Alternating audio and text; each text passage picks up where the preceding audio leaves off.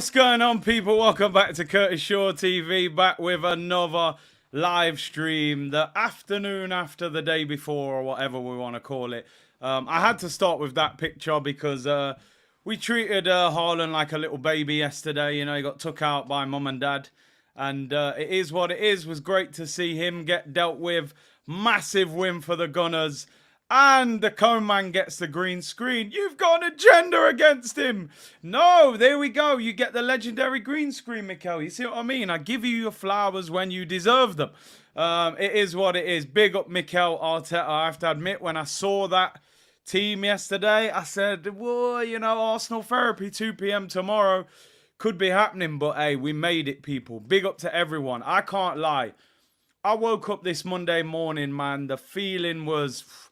I was feeling real happy about what happened yesterday, man, and I can't lie, the mood is still good. Big up everyone in the chat. Big up Laser Gaming. Big up Kabir. Happy birthday to you, bro. Appreciate you always doing the timestamps. No new merch. I went straight to the Emirates yesterday, linked up, did a fan cam. Everyone was buzzing around the stadium. When I got there, actually, they were closing the armory, so I had no opportunity to buy merch, even if I wanted to. But yeah, listen. It was a great day, man. I was, do you know what? Yesterday, I said that was the biggest 45 minutes at half time in this man's time at Arsenal. And do you know what? He nailed it. He's done a lot of things wrong since he's been at Arsenal. But do you know what? Yesterday, he nailed it. He got the right substitutions. They impacted the game and we got the 3 points. It wasn't a classic, but it's Manchester City. You've got to just get the 3 points. Next time we play them, then maybe we look at, you know. Yeah, Arteta's giving me a dirty look. I keep checking my shoulder like, yo, Mikel, calm down, man. You know what I mean? Mickey Roast, the boss, Rose. But he nailed it. He nailed it. Not often that you outdo Pep tactically, but he did it yesterday. We got a lot to talk about today. We'll look over the game, player ratings. It's enjoyable to do nice player ratings. And, you know, we'll talk about a few bits of transfer news as well. Some injury concerns surrounding the international break. I think it's time that Arsenal put their foot down and start to get a little bit more harsh. We're going to speak about that, particularly Bukayo Saka and this international call-up with England. But listen, as Meek Mill once said, we used to pray for times like this, beating Manchester City. I mean, it feels good. It feels good, people. Let me read out these few super chats. Arsenal win and watch 50 Cent today was a good day. Big up SG. I know 50's doing a tour, isn't he? World tour. I might actually see him when he comes to England. I've seen him twice in concert. Very good. Big up Southern Gooner. Kurt, yesterday was a huge building block. Let's build on it. Get this striker and Saka back up. And Ketia is not the way forward for the long haul. I agree with you, bro. Big up Matt. Red Smoke said, big up yourself, brother. Buzzing over the City result. Been a long time coming, but we got that W. Let's talk on Gabby and Saliba. Kept that Norwegian quiet all afternoon. Big up to Chris. Like, well, you saw with the picture at the start, they babied him. They put him on their lap and burped him after drinking the milk bottle, you know. He got dealt with. He got well and truly dealt with. Big up X Mobile Phone and Tech Repairs, who's become a member. Member stream this week. Probably looking at... maybe Friday. Maybe we'll do the member stream on Friday. Big up Abby, who said, slap the Baldy. No offense to the Baldies in the chat. Big up all the Baldies in the chat, man. All my Phil Mitchells, all my Tupacs. You know what I mean? Big up each and every time. But that Baldy needed a slap round his head, Pep Guardiola. I actually feel... hey, Don, no Drake concerts. No Drake concerts. Relax yourself. I actually felt Pep was a little bit disrespectful to us yesterday. I felt... playing Rico Lewis in midfield against us, kind of, he looked at us as a side dish. He looked at us as, you know, the tap water and the bread that they bring you at the restaurant. You know, it's part of the meal, but it's not really included. You know, it's just there just to keep you occupied before your starters turn up. Because you're playing Rico Lewis and Kovacic in midfield against us. I got to say that you think we're light work. And he got dealt with yesterday, so I respect it. We ain't no little side dish no more. We're definitely the main... we're part of the main menu. Maybe with the rice.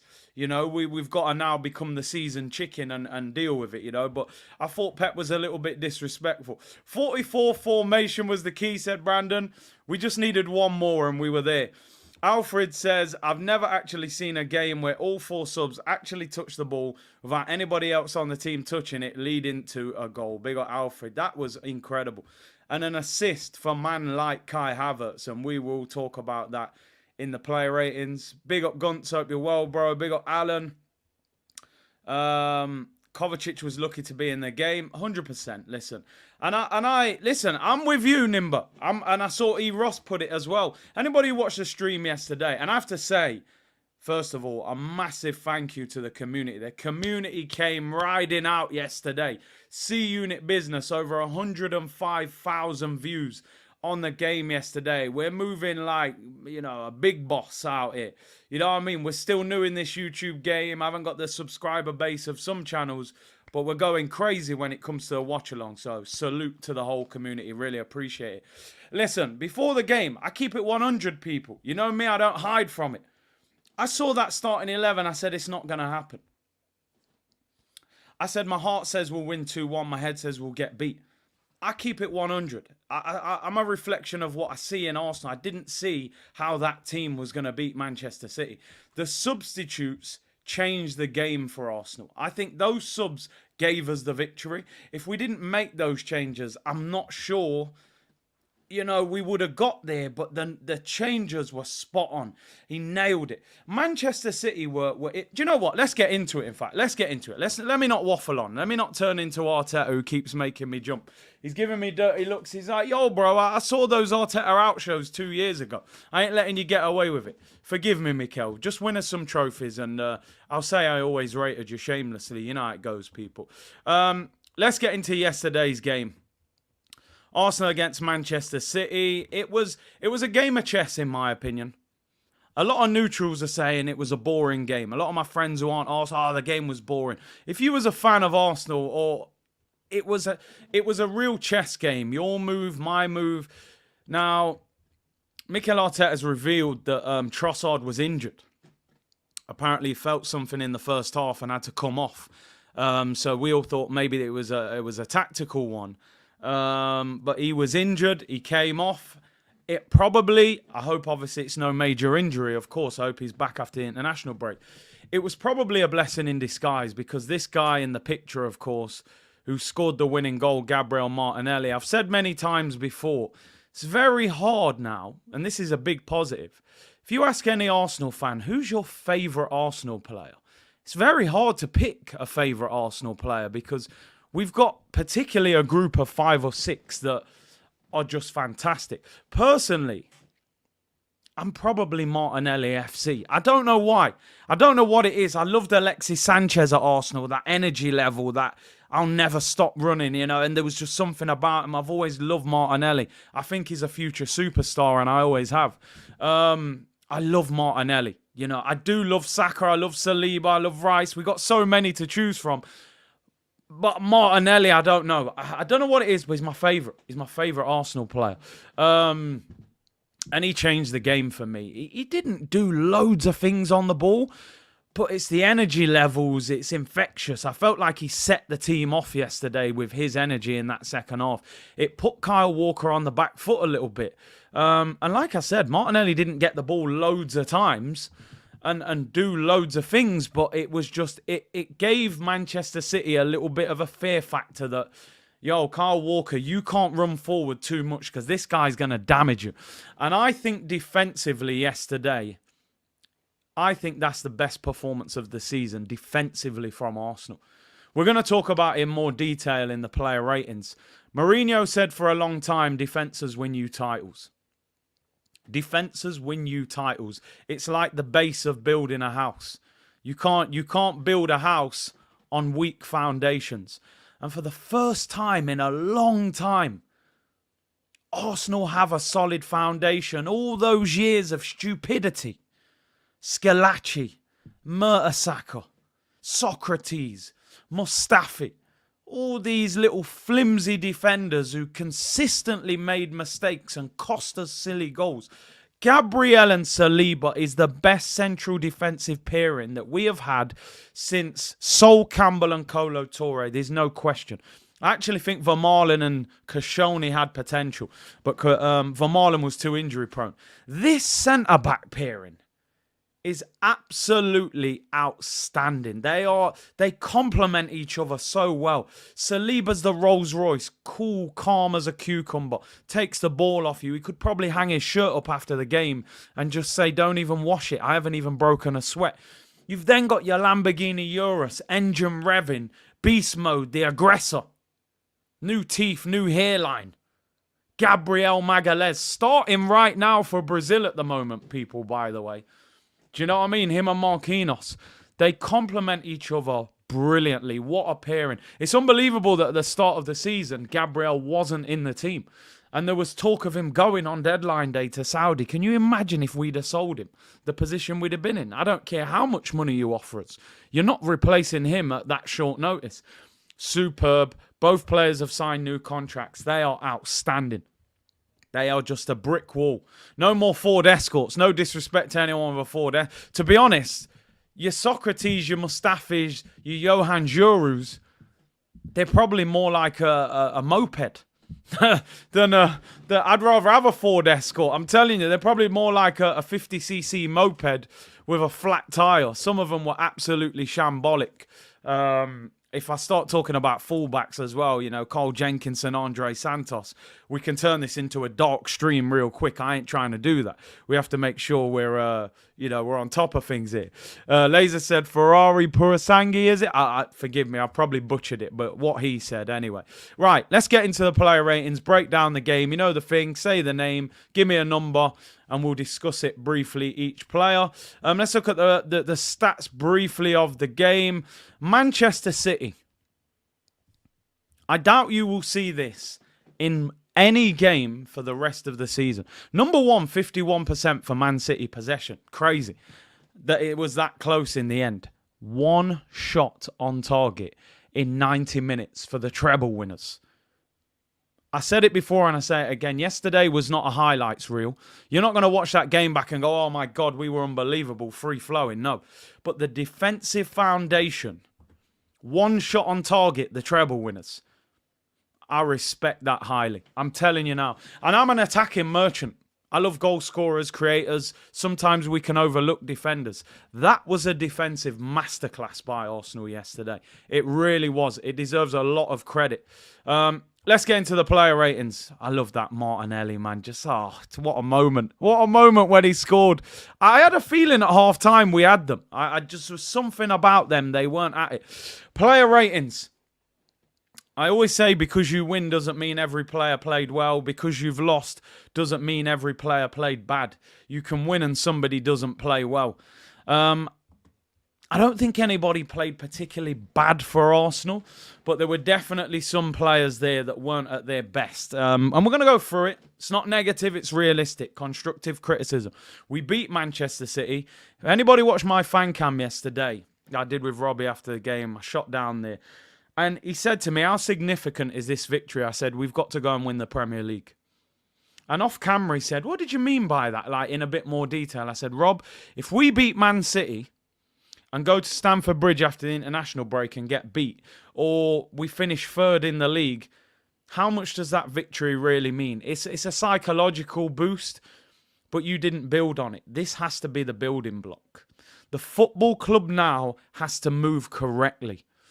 And when you really want to win a league, because Robbie's argument was Arsenal do want to win the league.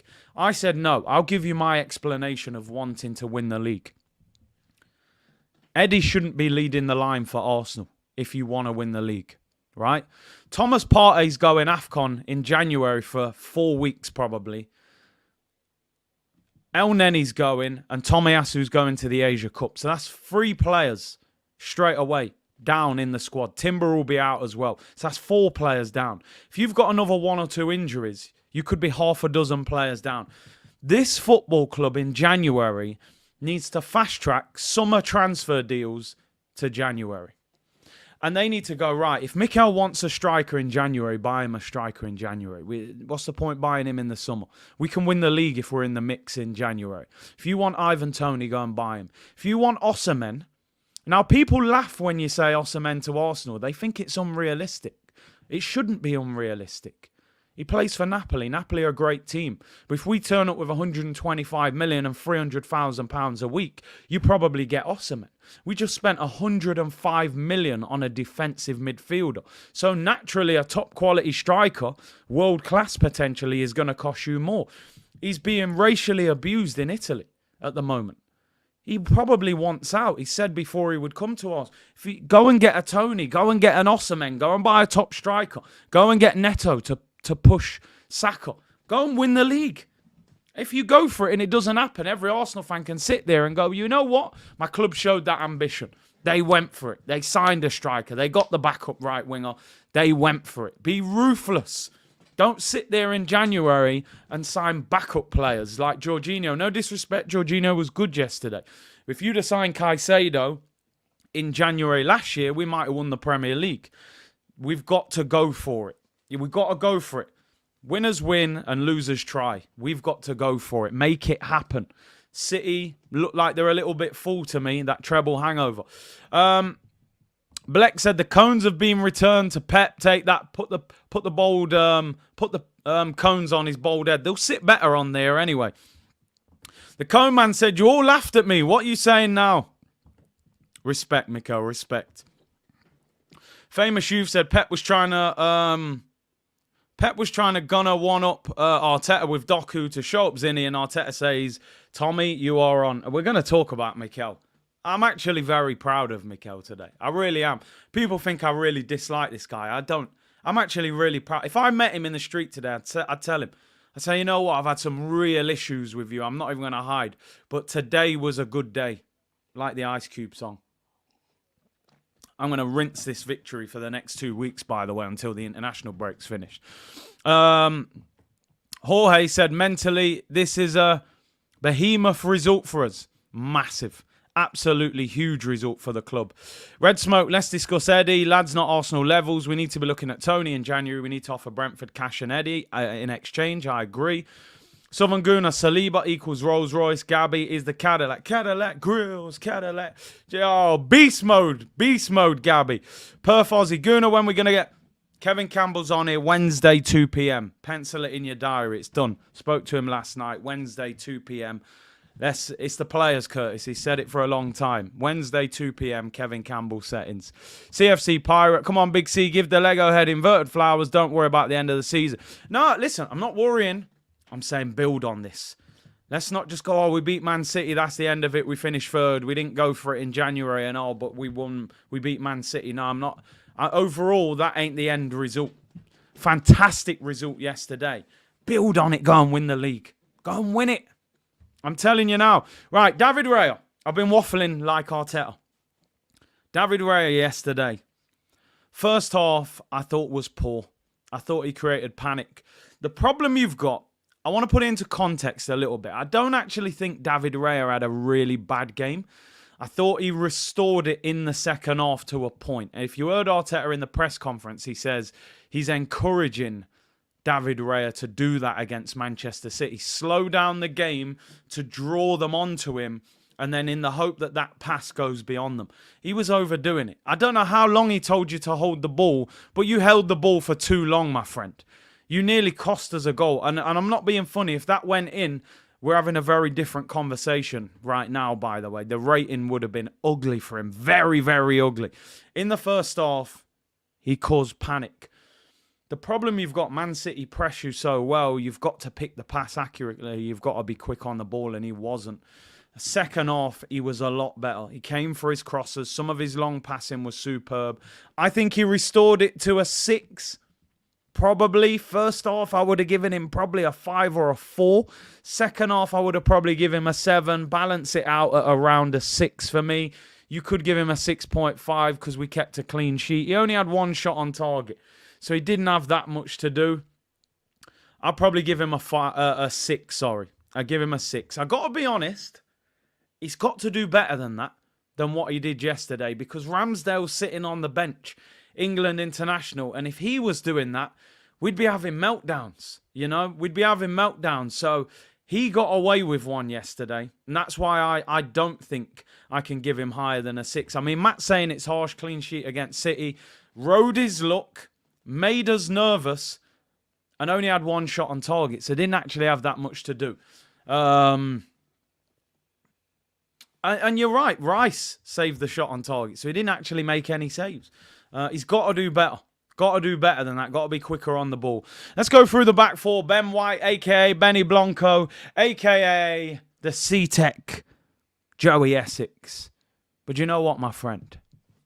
I'm always willing to give props where they're due. First of all, happy birthday yesterday to Benny Blanco. Birthday blessings. You have a solid game at right back. That would have got you a good rating. Maybe a 7.5, maybe an 8. Played 90 minutes, did really well, really enjoyed it. I was going to give him a 7.5 probably for yesterday's performance. But you know me. I'm a skill merchant. I get a little bit too hyped with skill because I feel a lot of coaches take skill out of the game. So when I see some skill, sometimes I get a little bit overhyped. So Doku comes on, 99 pace on FIFA. Lightning bolt. And Ben White just casually nutmegs him. And I'm grabbing the chair and I'm like, oh my God, 7.5. It can't be a 7.5. He's just nutmegged him with suntan all over his face. So it's an 8.5 for Benny Blanco. Happy birthday. Thank you for the nutmeg. And don't worry that you're not in the England squad. You don't need to be because Southgate doesn't know real ballers. Benny Blanco with the nutmeg gets an 8.5. The man brought on Doku thinking he was going to create havoc. All he did was bring on a target for Ben White to nutmeg. The meg was filthy. You'd have expected Doku to do that to Ben White, but are you crazy? Benjamin Tan, we should call him. Benjamin Tan. Nutmeg settings. Solid performance, 8.5 for Benny Blanco. Doku was moving giddy. Yeah, relax yourself. This ain't West Ham away. It's his birthday. You got a nutmeg man on their birthday. Big up Ben White. Big up Ben Tan. 8.5 out of 10. Solid performance by Ben White. The other week I said Ben White was quietly not on form. He's been much better the last couple of weeks. Big him up. Ben Tan. We're calling him from now on. Anyway, Zinchenko, left back. Listen, we all know, and obviously we're not going to talk about it too much. I spoke about it yesterday. He'd been saying some things on social media. I wondered if there could have been a bit of a backlash at the game yesterday. But the fans were fair with him. And I thought he had a good performance in. I'd say out of the back four, he was the least effective. I don't think he got on the ball that much. I thought defensively he did well, though. He kept Foden quiet in that area. And, Doku tried to run him a couple times. He kept him quiet. I would probably give Zinni a 7 out of 10. I don't think he got on the ball as much as I expected yesterday. Maybe because it was City. City dominated the ball. I would have liked to have seen him on the ball a little bit more, but maybe it was just one of them games where defensively he had to focus. And I've questioned him defensively a lot of times, Zinni. But he was solid. And I think, again, and I'm going to speak about Arteta, he got him off the pitch at the right time. Because I saw Tomiyasu coming on, I'm thinking is Ben White coming off, but he nailed it taking Zinchenko off because he knew Doku's coming on. I need somebody that's defensively a little bit more solid. Let's talk about these two. I'm going to speak about them as a pairing, but also individually as well.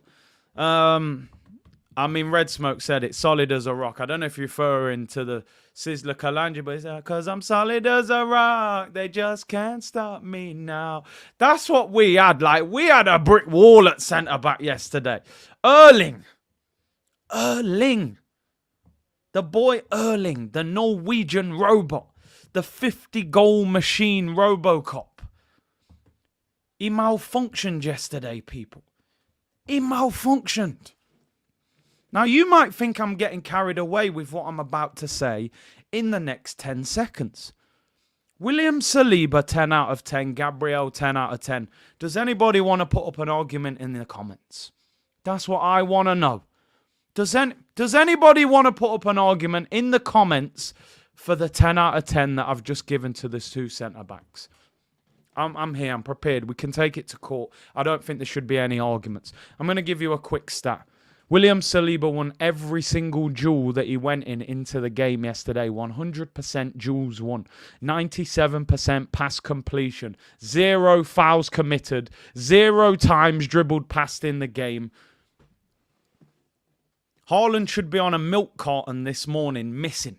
I haven't seen him. I seen a blonde guy with long hair up front. I don't know if that was Erling Haaland. I'm not sure. If anybody wants to argue, it's 10 for Saliba. It's 10 for Gabriel Magalhaes. Did you see the clearance from Gabriel? Oh, God. The world's best number 9, Erling Haaland. We're bantering him. He's the world's best number 9. He's a goal machine. He didn't have a shot in the whole game. Not one shot. Best striker in the world, not one shot. One shot on target for Manchester City. 10 out of 10 for the Rolls Royce and a 10 for the Lamborghini Urus.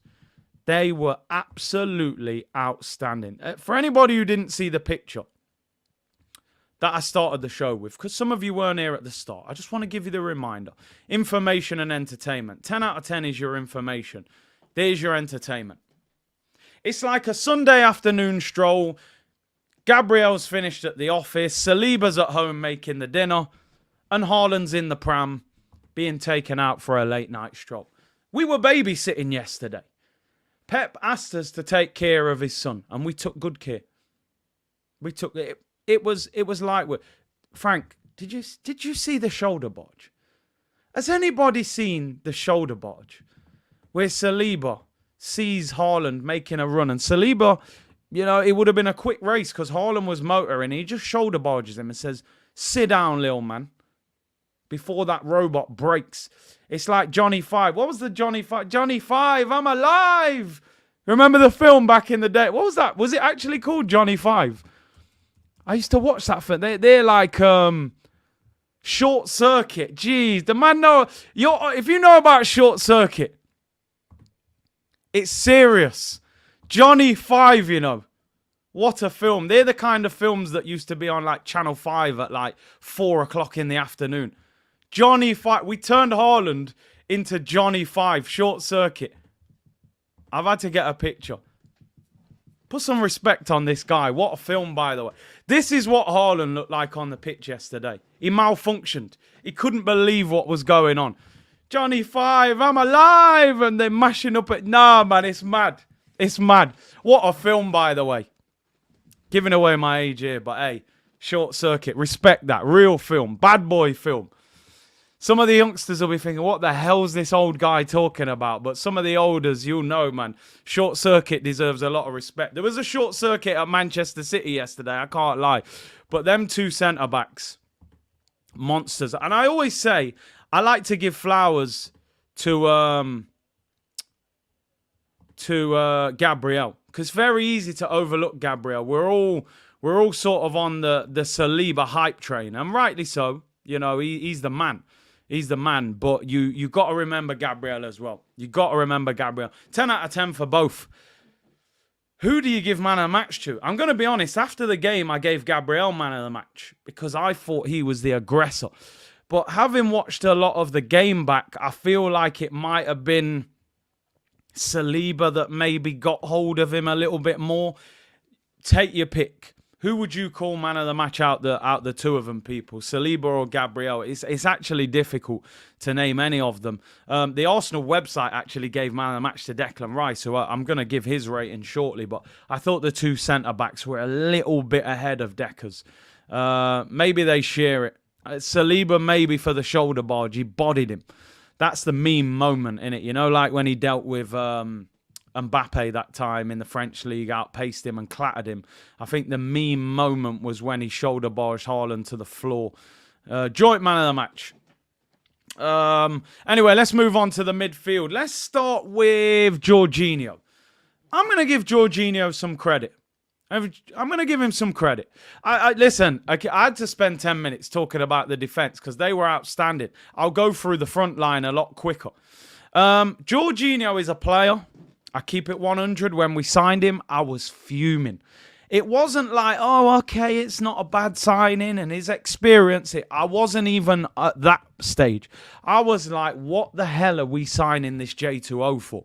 I would have rather had a J2O drink than sign J20 Jorginho. I was fuming. Then I see the mistake against Tottenham. My head's gone. He's a Chelsea agent. I don't want him. Let me give him some credit yesterday. Kept the ball well. I think he helped Declan Rice. I think the double pivot was vital. And he played well. He got booked again. I got to give Mikel Arteta some credit. He takes him off at the right time. He's got a yellow card. It's getting later in the game. Tired legs. You don't want him to have to make a challenge. I give him 7.5. I thought he played well. It was a mature performance. He wasn't outstanding, but it was solid. And I think it helped Declan Rice having an experienced player next to him who can keep the ball, who can talk him through the game. As I've said before, on tour and stuff, speak to some of the Arsenal staff, and they say that Jorginho is the leader of this group. I think I remember somebody saying Gabriel Jesus was very vocal in the dressing room as well, but Jorginho apparently is massive in the dressing room. So 7.5 for Jorginho, very good performance, and I think in games like that you get a better performance out of him, possession-based game. So, yeah, big up Jorginho, who was good. Let's talk about Declan Rice. Declan Rice, for me, yesterday, I thought was outstanding yesterday. And sometimes, again, I'm an attacking merchant. I love wingers, strikers, creative midfielders. I don't get too caught up in DMs who do dirty work. You know, I like the flair players. Declan Rice was so needed in this Arsenal team. Don't get it twisted. Saliba and Gabriel's high-quality performance is partly down to Declan Rice because he protects them. The amount of times he nicks the ball, breaks up the attack and gives it. It's not glamorous. We're not going to go on YouTube and watch the highlights of him making 12 tackles where he nicks it off Foden and just gives it to Odegaard. But it's absolutely pivotal. We have lacked a player like this for so long. So long. Now, Partey was sort of like that, but he obviously injury prone in and out of the team. Declan Rice, I'm going to hold my hands up. He is even better than I thought he was, if I'm being honest. At West Ham, I was here West Ham fans, Rice, and I was like, he is good, but is he as good as you man are saying? Is it English tax? 105 million? I wanted us to sign him, and I didn't care that we overpaid for him. But I was a bit like, is he as good as the hype? Nah, he's actually better than I thought he was, because he can play. I didn't think he could play as much as he plays. The guy is a baller. 9 out of 10 for Declan Rice. Outstanding performance. This was Manchester City. This was Foden. This was Bernardo. You ain't playing against no little babies today. You playing against top quality players. What did Bernardo Silva, what did Phil Foden do in that game? They did absolutely nothing. Shut down, locked off. Declan Bomber Clark Rice. Big boy performance, Deckers. Quality. Great performance by Declan Rice. Consistently plays 90 minutes, hardly ever gets booked. He's outstanding. Absolutely brilliant. Feels like he's played for Arsenal for 10 years. It's like I can't even remember him playing for West Ham. Clears it off the line as well. Would have been a goal down. Outstanding clearance. Let's talk about Martin Odegaard. I'm going to keep it a buck. I thought Odegaard went missing yesterday. Maybe it was a Norwegian thing, man. You know, Haaland went missing. Maybe Odegaard thought he had to go with him. He pressed well. And he got on the ball. We didn't hide. But he didn't produce for me. I thought this was a poor performance from Odegaard. I'm going to keep it 100. You can let me know what you think in the comments. His shots were off target. He didn't play any real passes that opened them up. I think he was lucky to finish the 90 minutes. I thought this was a lackluster performance from him, to be honest. Listen, the work rate, he does press very, there's no doubt. But I don't think he was at his best yesterday. I actually feel bad marking him down. I mean, we beat City. I almost don't want to give him a really bad mark, but I don't think he played well yesterday. And I mean, E. Ross said the sun was not hot enough. The solar panels were broken. Can I be honest with you here? What I've written down and what I'm thinking is like, I was going to give him like a 5.5, because I class 6 as average, and I thought he played below average, but I kind of don't want to give him a low rating. I All right, he got the crowd going. I'll give him a 6. He was a cheerleader. Oh, I think that I found myself a cheerleader. Oh, the God was there when we needed. I give him a 6 as a cheerleader, and I'm being kind. I'm being honest. I'm being kind. It's Manchester City tax. I don't think he played that well, but I give him a 6 because, I'm being egged on by people in the comments. And he was cheerleading. Come on, make some noise. That's probably the best thing he did throughout the game. His shooting was way off. He's trying flicks around the corner and giving the ball away. So I'm giving him a sympathy 6. And when I say sympathy, there is a lot of sympathy in that. Right, let's go to the front three. Trossard. Quiet game, wasn't great. He wasn't terrible. First half, played a couple nice passes, but he wasn't on the ball enough. He got injured, apparently, according to Arteta. He felt something, and I give him a 6 for Trossard. It was always going to be difficult against Kyle Walker. I felt he should have cut inside a little bit more. It's very difficult to get past Kyle Walker, but Trossard. Maybe he was carrying the injury throughout the game. He wasn't at it. I give him a 6 as well. He only played 45 minutes. Let's go to the other wing, Gabriel Jesus. Personally, I actually loved Gabriel Jesus' performance yesterday, and I'll tell you why. So many times the ball went into his feet, and he just pinned Vardy. It's like he had that big man strength. Like, listen, I'm older than you. I'm a grown man. Relax. You can't take this ball off me. He did a little drop of the shoulder on Foden. He sent Foden back to Manchester. I thought he played really well on that right-hand side, considering Saka wasn't playing. The only thing I would say with Jesus is the end product a couple of times. He got in the area, and I'm like, just shoot. Just hit it. Or cross it, and he was still trying to go past someone else. I'm going to give him 8 out of 10. I really like Gabriel Jesus. I hate the fact that we actually sacrificed him yesterday again, but trust me, he put in a shift, and he was helping Ben White. He's a striker. I've seen him at right back at times, and he looked after the ball. He played 90 minutes. He constantly ran. The end product could have been a little bit better. To be honest, I think he was motivated by the fact it's his former club and he wanted to show them. So I give him an 8. I thought he did really well on the ball, Gabriel Jesus. But listen, I don't want to see him right wing when we play Chelsea in 2 weeks' time. Like I don't. We shouldn't be sacrificing Gabriel Jesus for Eddie. No disrespect to him. But anyway, let's talk about Eddie Nketiah. It was funny when the game finished and they went on camera to Arteta. He was smiling and hugging Eddie Nketiah, and you thought, we're just not going to get rid of this guy, are we? We're not going to buy a striker. We're going to end up with this guy because of his, unbelievable work rate in training. But I don't think he was great yesterday. Again, he worked hard, but as I say, I'm not here to compliment hard work. Does your boss at work ever really say, you know what, well done for working so hard? No, it's about results. When you did your GCSEs, if you got a bad mark, you couldn't say, yeah, but Mum, I worked really hard on that. She go, I don't care. What kind of idiot thing is this? What do you mean you got an E? You know what I mean? Not interested. It's about the result. Eddie, for me, I don't want people to say, you've got an agenda. He came through ALN. No, it's nothing to do with that. Say what we see. We want Arsenal to be as successful as possible. We want the very best Arsenal that we can get. Whether we agree on everything, we want Arsenal to be the best team in the country, win the league. You are not winning a league if Eddie is getting a lot of games up front. You are not. It's just not going to happen. Hold-up play wasn't good enough. Work rate, I'll never question his work rate. But as I said, I'm not about to compliment work rate, I'm not here for that. I'm with Red Smoke. I'd sell him in January. I honestly think you get him in the Brentford deal for Tony. Unless you're going to go big and spend massive money on Osimhen. Because I think Brentford would take Eddie Nketiah. He's in the England squad. He'll get his first cap. Robbie gave him a 9.5. No, for me, I'm giving him a 5.5. I'll give him a 5.5. 6 is average.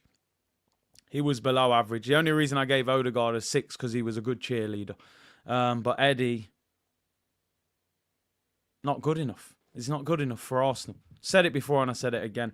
Can do all the running he wants. You might as well put a greyhound up front. Go to the dog track and put a dog up front. Not good enough. Work rate, superb, but not interested in that. Not the answer. Look back through the years of Arsenal. Doesn't matter how old you are. You look back. Look at the top strikers we've had at this football club. Aubameyang. You look at Van Persie. You look at Henry. You look at Bergkamp. You look at Anelka. You look at Ian Wright. You know, they're the levels you need to be at if you're going to win the title. You know, they've got Haaland up front. We need to go up another level. IM said, you're bad. You gave Odegaard a 6 for nothing. Eddie, you harsh. Nah, man. Nah. Because you know what?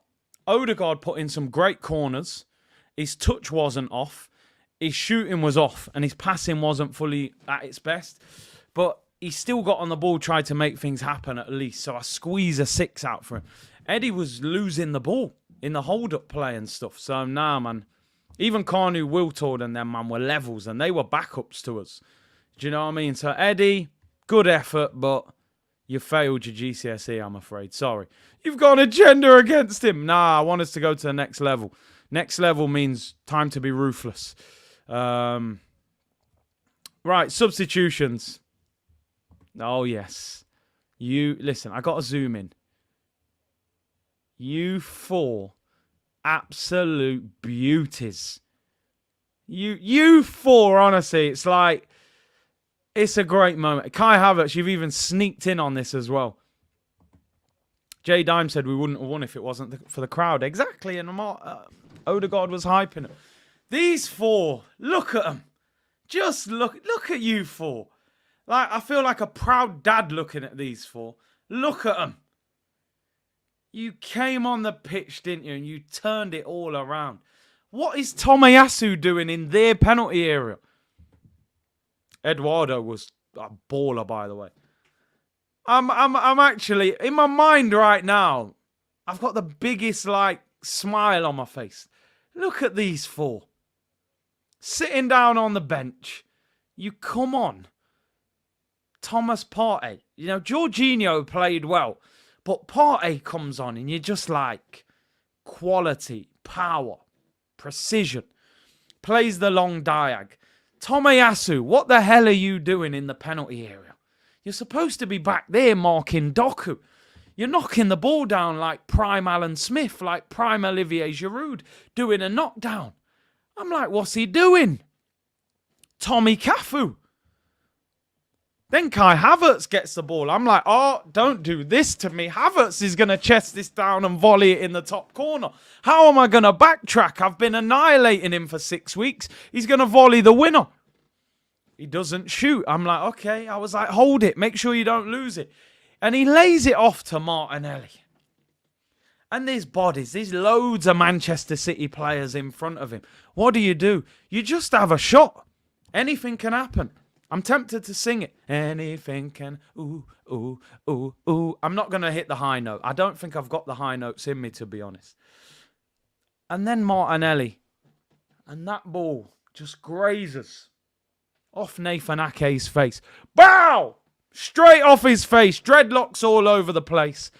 Ederson wrong-footed and Martinelli runs and celebrates to the North Bank. What a moment. What a feeling. What a celebration.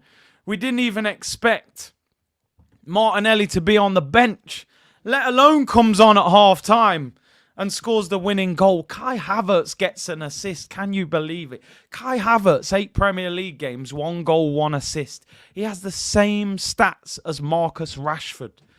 8 games, 1 goal, 1 assist. I cannot believe it. And I'm a fan of Rashford. Kai Havertz, I mean, you've stunk out the joint for the last 3 months.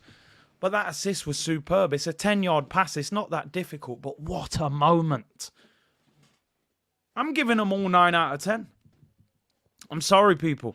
I'm sorry. I don't even really need to think about it. Tomiyasu, you come on. Shut down Doku. Doku has to go on the other side. He's getting nutmegged. Kai Havertz for the assist. Didn't do much else, but who cares? The assist, that's all that matters. Remind me of Arshavin. getting set up by Nasri against Barcelona. Thomas Partey with the diag and Martinelli's deflection. Who cares? I didn't even see it. Didn't see it. I thought it went straight in. I thought he'd give Ederson the eyes. And the celebration, he's in the North Bank. People were crying. I went to the Emirates yesterday. There was people crying outside the stadium. Honestly. Real tears. Grown men. Grown men crying. Big Ross grown men. That's what it meant. Meant a lot. Meant a lot to the boy. 4-9 straight. No messing. We don't even have to think about it. 4 9s. And before we finish the player ratings, let's talk about this guy. Yo, calm down, man. Arteta out show. I was just trying to inspire you, you know? Reverse psychology. I dissed you, called you the cone man, you know, just to get the best out. I'm trying to motivate you, Mikel. I've got 43 different ways to motivate you as a manager. One of them was to call you the cone man. One was Arteta out. Mickey Ross, the boss. Cone man music. Do you know what I mean? We've come a long way. Let's talk about the manager. My manager. Haters will say I wanted him out, but, you know, let's not worry about that. That's in the past. It's like having a difficult relationship. It was a bad patch. You know what I mean? We're working things out. But yesterday, my friend, you nailed it. Pep Guardiola, can hardly say his name. The bold fraud. I said slap him round his bald head. Slap him. One thing you've got over Pep is hair, right? Yeah, that's for sure. Look at that hair. Look how greasy it looks. Pep can't do that. Pep can't put Brylcreem on his head. There's no point. There's nothing to work with. One thing you've got over Pep, mate, is a hair and a nice greasy set of hair on top of his head, and you slapped him. 4 substitutions, change the game, win you the game, 10 out of 10. Soul Glow business. Coming to America. 10 out of 10 for Mikel Arteta. We're building. We're building, Mikel. I didn't see the vision, but I'm starting to see it. Go and win us that Premier League. Go and win us that Premier League. Lift it. Show us armpits in May. This has to be the building block to move forward to win it. He should be in the office today with Josh Kroenke saying, Josh, I need that player and that player in January. 120, 130 million. We need to go and win the league. We need trophies. You only remember periods of time in management by the success. Arsenal need to win trophies. If Arteta's going to become that world-class manager, he needs to win trophies. And that was a building block, and we have to continue with that. Big up Mikel Arteta, 10 out of 10. Let's go. Do you know what? A lot of people in the comments saying the ref. Listen, let me tell you something. We don't need to worry about the ref. Let's not even give them conversation. I said last week, VAR in this country is corrupt. Some people are saying conspiracy theory. Nah, VAR is corrupt in the Premier League, right? They'll probably never have me on no Premier League show. Corruption is real in the Premier League. Trust me on that. Yeah, even Stevie Wonder can see Kovacic should have got sent off. If the first one ain't a red, then the second one's a second yellow. The referee says no, the linesman says nothing, and VAR ignores it. Corruption. But you know what? We don't need to cry about it. We all know Michael Oliver's a garbage ref. We all know VAR is a shambles in this country. We won the game. I'm not interested. I'm here to talk about Arsenal. All I know is we took 3 points home. That's all I'm interested in. Bun the ref, bun VAR. Kovacic, you know what? I'm glad he didn't get sent off. Don't suspend him, because the way he played yesterday, I'd rather he was on the pitch for Man City than suspended, because he stunk out the place yesterday.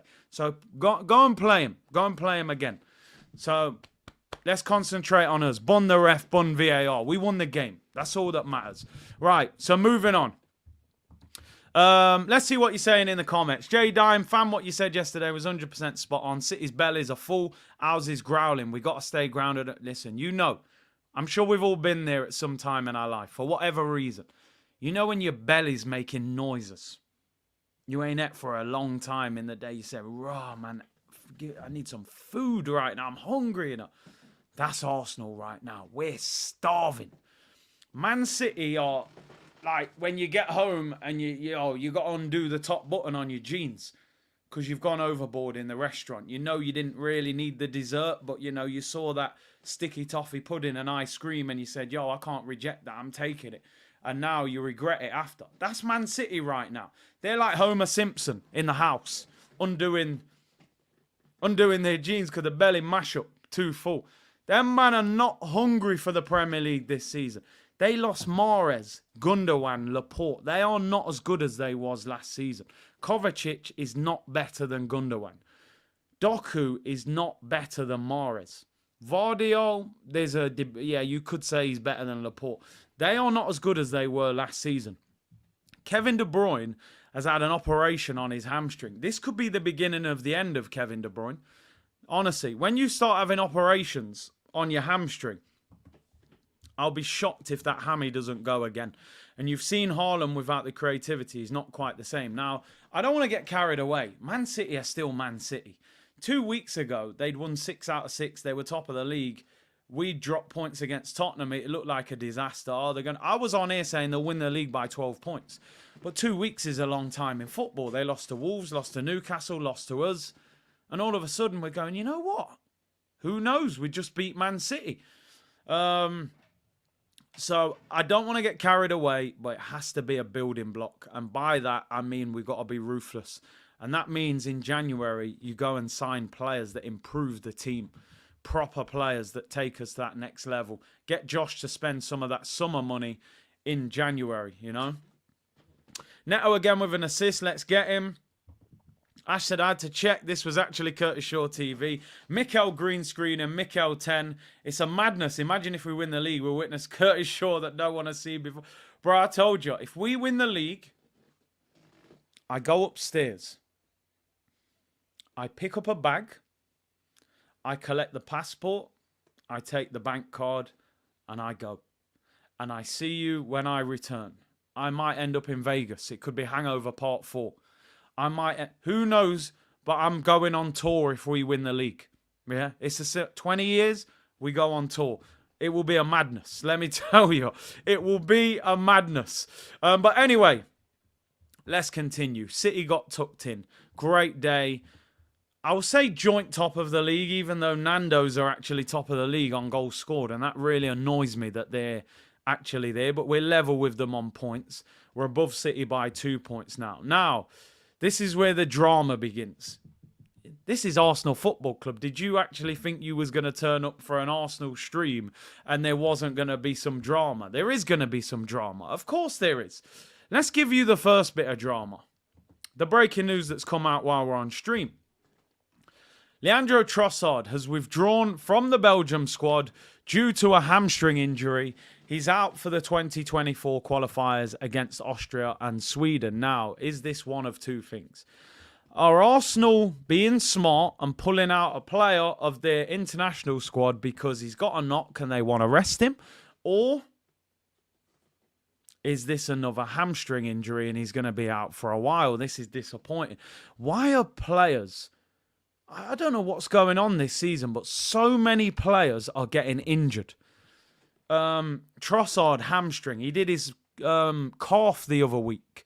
You've got Martinelli pulled his hamstring. Saka's done his hamstring. Are they being overplayed? Are they training too hard? Is it that car park pitch they train on?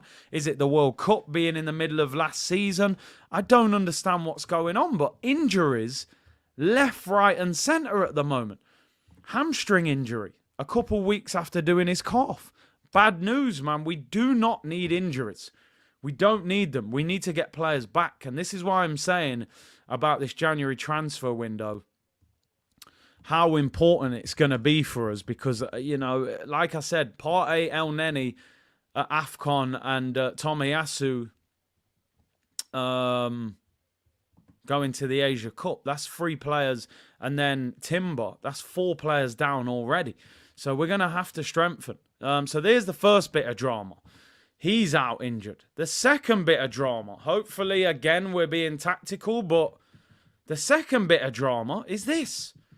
William Saliba has withdrawn from the France national squad, from the France national team squad for the upcoming international break due to a toe injury, being replaced by Jean-Claire Todibo in the squad. Apparently, they didn't let him fly because his suitcase had too much weight in it.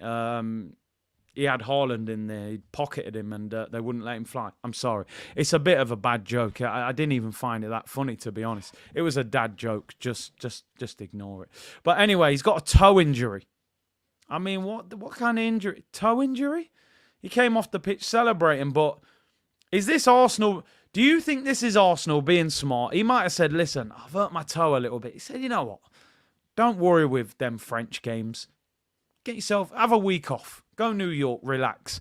Go and watch the NBA season about to start, or get yourself to Dubai for a week. Chill out. I would like to think we're being smart. This is what I'm talking about when I say Arsenal need to start being ruthless. Ivan Toney. I respect that, Red Smoke. It's a good one. I've said this many times. Every international break, I'm like, oh, Trent's been pulled out. He's got a knock. Rashford's got a knock. I'm like, what? Why do our players never get pulled out with a knock? Pull them out of the squads. Get him out. Yeah, he's hurt his toe. Get him out the squad. His eyelash fell off. Yeah, pull him out the international squad. He needs a break. Get these players at home. Go on holiday for 4 days. Relax yourself. Come back. We'll look after you. So there's part 2. That might be us being smart. Third part of the drama. This is where the drama really kicks in, though, people. You thought this was going to be a simple stream celebration. We're nearly an hour in. I haven't even done press conference reaction yet. Don't go anywhere. Get yourself a drink. Relax. We're here. I'm going with the Arsenal mug today. We mugged off City yesterday, so I thought I'd go with the Arsenal. Cheers, everyone. If your team beat Man City yesterday, enjoy. Well done, Mikel. But let me give you the third part of the drama. And this is where it turns into real beef. I'm talking real beef, like Bloods and Crips. We ain't playing. So Mikel does a press conference after the game. And he says Bukayo Saka will not be going with England. He's injured. He's not available for selection. So I'm like, yes, good. Saka doesn't go with England. But guess what? This is what I'm reading this morning. This is all over Sky Sports, social media, everywhere. The FA expects Bukayo Saka to report for England duty despite Mikel Arteta ruling him out of contention. Saka could still spend time in the camp over the next fortnight where he would be assessed by the medical staff even if he is not fit. Now, am I reading this right? Are we being blackmailed by England? What the hell is this? If I tell you the brother's injured, the brother's injured. Now, don't get me wrong. I know from experience, a club cannot just tell a national team that a player's injured.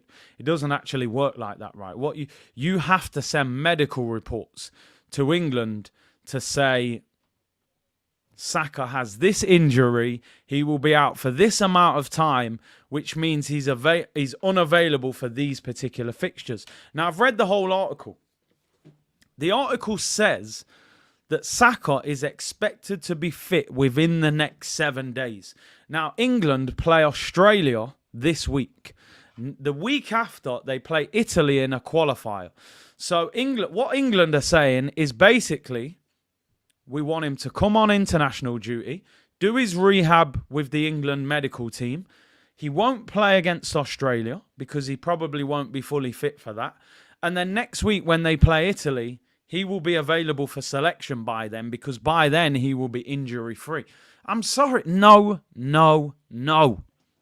I've never seen this happen with Rashford. I haven't seen this happen with any other England player. So why the hell is it happening with our player? Imagine if he plays against Italy and tears his hamstring.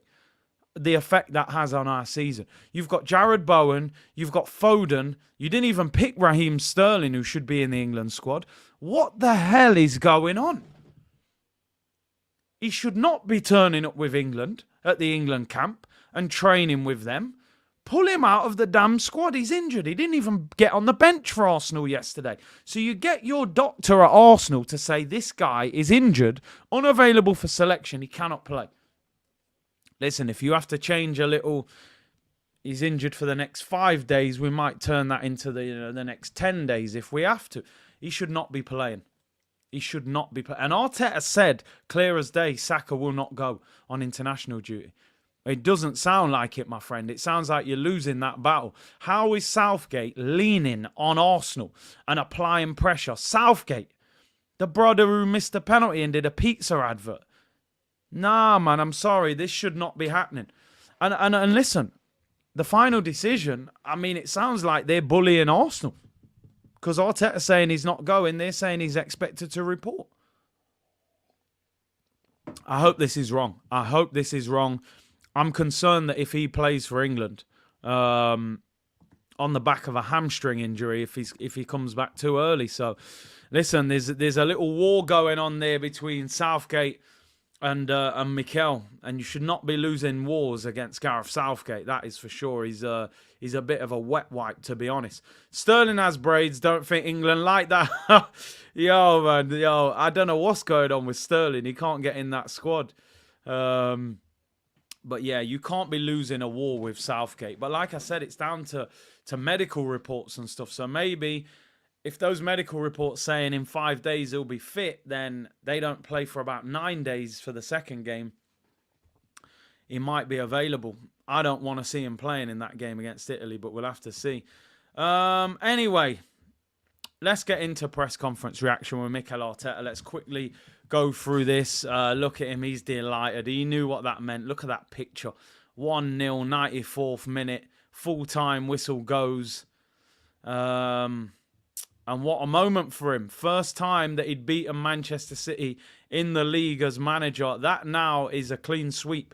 He's beaten every Premier League club in the league now. City was the only one he hadn't beaten in the league, so massive. Let me just go through these super chats quick. They've been here for a while. Don't want people to think I'm ignoring. Joseph, fair play to Arteta yesterday. That was a classic rope-a-dope. Just listen, when I tell you, anybody that's been in the community for a while, I mean, that's the most you're going to get from Joseph. He don't mess about. You know what I mean? And I'd say there's a compliment in there. So listen, first of all, Fitz, thank you for the super chat. Hopefully you're in the member stream this week.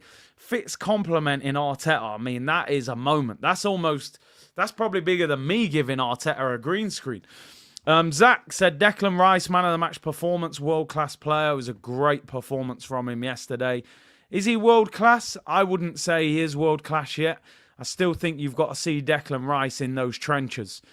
The trenches for me is the Bernabeu, the Allianz Arena, you know, against a Musiala, against a Jude Bellingham. You know, that's what I call the trenches. But, you know, Man City are better than those teams, to be honest. So it was massive from him yesterday. Let's hope he gets to that level. TMB said, Coman music, push it to the limit. Saka, get back on. Partey, get back on. Yeah, I mean, they're being overworked, man. I do not want to see Saka playing for England. Khalil said, I advise you to wait for trophies, Curtis. Listen, I said that, bro. Big up for the super chat. I've said it today. Let's not get carried away. It's a big win. We need to enjoy it. We need to celebrate the victory. We need to, you know, be shameless for the next couple of weeks if you have to. But as I said yesterday in the fan cam, I want to see Arsenal go for the league. And some people will say, well, we were going for the league. I mean, seriously go for the league. I mean, spend big in January. I mean, get rid of players if you have to. I don't care how well they train. Really try and win it. But big up Khalil. Big up Lay. Big up, bro. He said, let's get this to 1,000 likes so Big C can hit the high note. Listen, I can try and hit the high notes. I don't know if they're going to work. Big up to you, bro. He's always very positive in the member streams, and big him up. Respect to you, bro. Ricky said 15 million on Havertz price released with that assist, or realised he said, maybe he meant released with that assist. Big up to you, Ricky. And Bish Bash Bosh, what actually happened with Walcott? So the set piece coach, it looks like he tried to shake hands with Kyle Walker, and Kyle Walker refused and then squared up to him. So I don't know if he said something that he didn't like. Remember, Jova was a Manchester City coach. He left Man City to come to Arsenal with Arteta. So unless maybe there's bad blood between them, maybe he said something cheeky to him, who knows, but he certainly reacted badly to it anyway. Anyway, let's get through this waffle. It's that time again. Mickey Roast, the boss. Man music. Let's go, people. Man City got clipped. Pep got slapped. And it was a massive win. Let's just briefly go through. On the win, he said, a great feeling, obviously. You could sense it had been so many years without beating them. Today, we have beaten, in my opinion, without question, the best team in the world. We've done it in a great way. There were moments we had to suffer, but as well, the moments we showed determination, desire, and belief. So really happy. On sending a statement after ending the Premier League record against City, he said, it sends a message. It's a fantastic group of players. The way they try, the understanding, the chemistry that they have between them. You sense it. They need to beat that. Today, again, really proud. I was proud on Wednesday when we lost the game, and I'm really proud again today as well to be part of that team. Interesting. You know, they say don't fear failure, you know, so he said he was proud of the defeat and proud of the win. So maybe a bit of psychology there as well. On controlling emotions in the big games, which is always obviously very important, something we haven't done well in the past. He said, yeah, and especially because there are moments they are constantly in question, asking questions, provoking you. The crowds want you to go, and it's what the crowd do. We have to manage that. They have to understand emotionally it's not easy to chase 10, 15, 20 passes, and you have to be able to do that and then have the courage to play. You don't want to play against this team that just gives the ball to them every single time. I thought the players were excellent. On the atmosphere in the dressing room, they were all dancing and super happy. Now onto the international break, the mood is better. The ones who are not involved are going to have a few days off. It sends everybody until the Chelsea game away with the right spirit, which is always good. And obviously now players are being pulled out of international duty, apart from Saka, of course. Grealish, how many times he had his ear pulled by the players. You see Kyle Walker push a Man City player into the Arsenal staff. Is that what he did? I didn't even see that. Kovacic not being sent off. When I saw the action live, it looked like a big challenge, but I haven't seen the replay. I just want to enjoy the win. We will talk about it and understand we have to do something about it. But thankfully, we managed the win.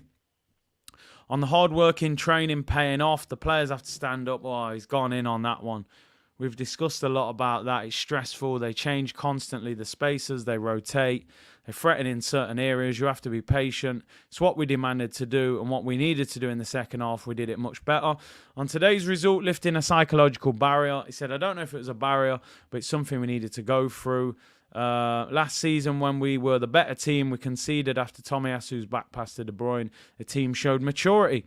On Tomiyasu's involvement as an attacker, I told him that. I said, Tommy, you know they put Doku in there the first moment after they changed him to the other side. We made the changes, and then we see him as a left winger chasing the keeper.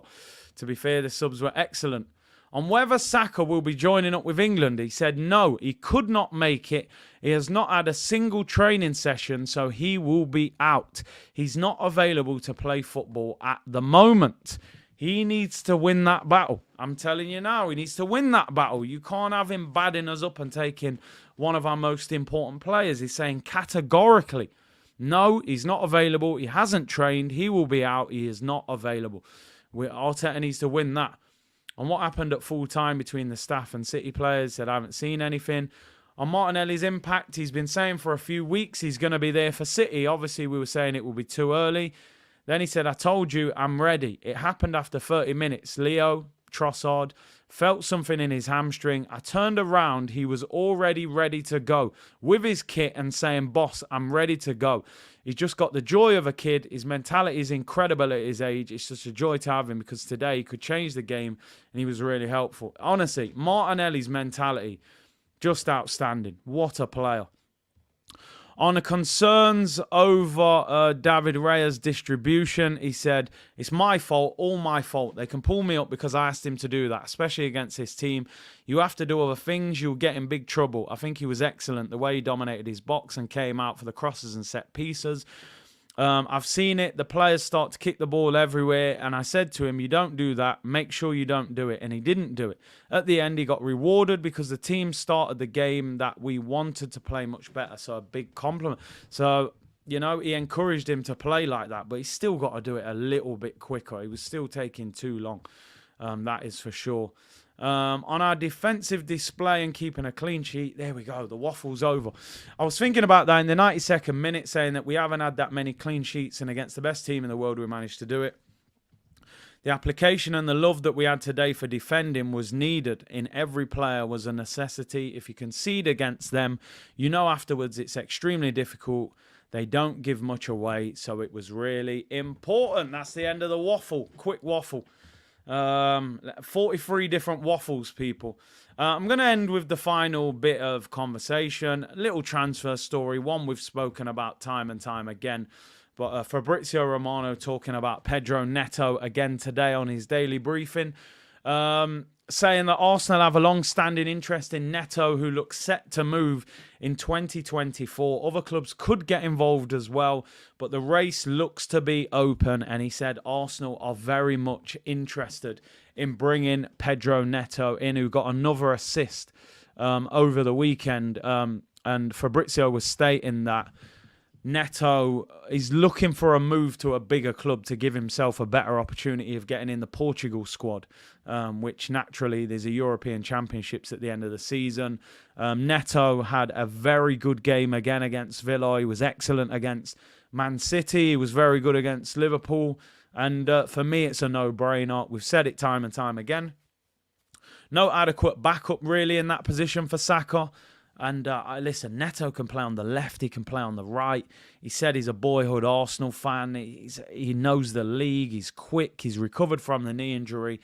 Get this guy to the carpet. He is a brilliant player, 23 years of age, left-footed, direct, can score. It's a no-brainer. You get Neto in, you get as an Ivan Toney or a striker of that level, or somebody maybe even a bit better, and I think we have a genuine chance of winning the league if we have that kind of transfer window. If we don't, then maybe we'll finish short, and that's how pivotal I think that January window is going to be. So Neto, once again, being linked with a move to Arsenal. Listen, people, I'm out of here. Thank you very much for tuning in. I'll be honest, at 4 o'clock yesterday, half an hour before kickoff, I believed I'd be sitting here saying Arsenal therapy. I saw that starting 11. I said, this ain't going to end well. This is not going to end well with that lineup. But what a performance defensively. Going forward, we weren't our fluent best. But when you look at that performance, no Timber, no Saka, Martinelli and Partey on the bench, and Gabriel Jesus being played out of position.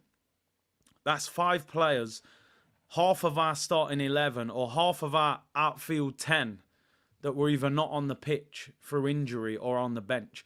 We can go up another level from that performance yesterday. And that's what's exciting. Let's get the players back, international duty. Let's get a couple of players in January and go and try and win this league. Thank you very much for everyone tuning in today. Been a really enjoyable show. Once again, thank you to everyone who voted for the Football Content Awards. Voting closed at midnight last night, so really appreciate everyone's support. Over 100,000 views on this channel yesterday on that watch-along against Manchester City. Enjoy your Monday. I'll be back on tomorrow. Wednesday at 2 p.m, Kevin Campbell's going to be on finally, so we'll have a good chat with him as well. Make sure you keep it locked, and I will see you all tomorrow, people. Bless.